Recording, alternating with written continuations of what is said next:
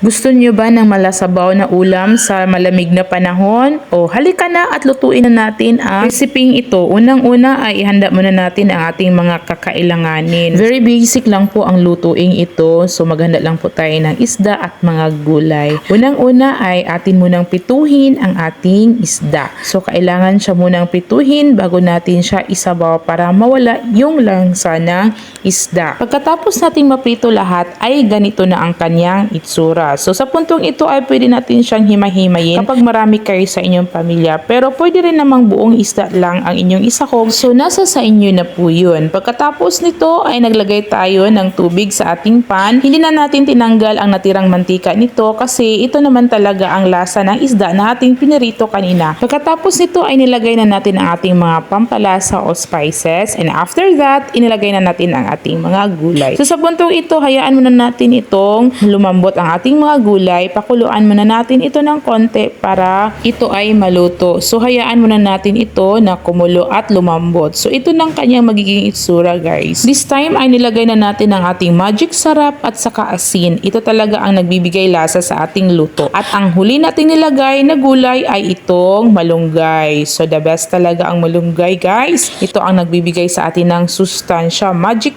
gulay. And this is it. Din. Kainan na. No question. Sarap kasi.